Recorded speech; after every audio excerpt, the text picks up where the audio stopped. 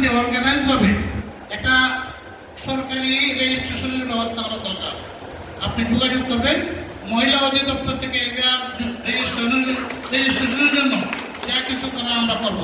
কারণ মহিলা রেজিস্ট্রেশন করলে প্রতি বছর সরকার থেকে একটা অনুদান পাবে এবং সরকারি যে ডেভেলপমেন্টের আওতায় এটা আসবে। আর আপনারা সেলাই মেশিন দিচ্ছেন, এদের প্রশিক্ষণের দরকার আছে। এখানে আপনি 30 জনের 18 থেকে 35 বছর মহিলা এদের আইডি কার্ড মোবাইল নম্বর জোগাড় করবেন। আমরা আপনাদের সুবিধাজনক জায়গায় একটা সেলাই প্রশিক্ষণ এবং ব্লক বাড়ি 2টা প্রশিক্ষণের ব্যবস্থা করব এবং আপনাদের কোনো যে খরচ নাই।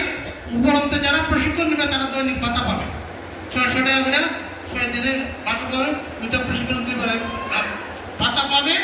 এবং এই প্রশিক্ষণের পরে ওই যে উনি জানেন যুব উন্নয়নের প্রশিক্ষণের পরে কিন্তু আপনি সরকারি একটা সার্টিফিকেট পাবেন। এই সার্টিফিকেটটা কিন্তু বাংলা এবং ইংরেজি, এটা কিন্তু দেশে গেলে অনেক সময় আপনি এমপিসি পেশ করতে গেলে যখন কোনো ঝামেলা হয় তখন এই যুব উন্নয়নের সার্টিফিকেট তাহলে কিন্তু আপনার এমপিসি ক্লিয়ারেন্স পাবেন। অনেকে আছে যে এমপিসি থেকে যে 8টি জায়গা তখন হয় যে এরাই বুদ্ধি দেয় যে যুব উন্নয়নের সার্টিফিকেট আনো। কারণ গভর্নমেন্টের 29টা ডিপার্টমেন্টের মধ্যে একমাত্র যুব উন্নয়ন অধিদপ্তর হল গভর্নমেন্টের প্রশিক্ষণ ওরিয়েন্টেড ডিপার্টমেন্ট, প্রশিক্ষণের জন্য একমাত্র অথরাইজ।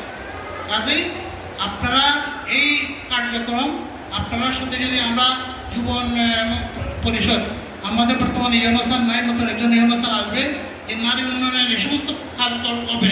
আসলে কিন্তু উপজেলা আগে ওই যে এদের এডিবি কার্ড থেকে অনেক সময় সেলাই মেশিন বিতরণের ব্যবস্থা হয়, এডিবি নেওয়া যায়, ওই যে গতবার হয়। আপনি একটু আমাদের সাথে যোগাযোগ রাখবেন।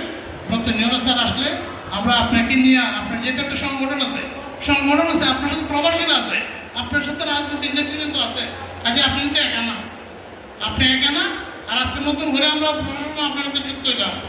কাজেই এই কাজগুলো সবারই আন্তরিকতার সাথে এগিয়ে গেলে সামনের দিয়ে এগিয়ে নেওয়া সহজ হয়। আপনারা সবাই ভালো থাকেন। আমরা কাজ করি, কাজ কিন্তু ছোট না। আমাদের দৃষ্টিভঙ্গি কিন্তু এখন অনেক চেঞ্জ হয়েছে। যে ছেলে কাজ করে না রাস্তায় ঘুরে বেড়ায় তারা কিন্তু কেউ পছন্দ করে না। যে মেয়ে কাজ করে না বাপ মাকে সাহায্য করে না ওই মেয়েরও কিন্তু কেউ পছন্দ করে না। যারা মা বাবার সাহায্য করে কাজ করে কাজটা মানুষের মূল্যায়ন দেয়। যে কোনো কাজ মূল্যায়ন দেয়।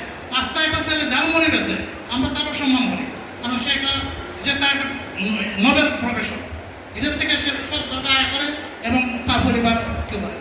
কাজে আমরা যাতে কাজ করতে পারি, এই ধরনের সমাজসেবামূলক কাজে অংশগ্রহণ করতে পারি, এই আমাদের টেন্ডেন্সি থাকবো। প্রবাসী ভাইদের প্রতি আবার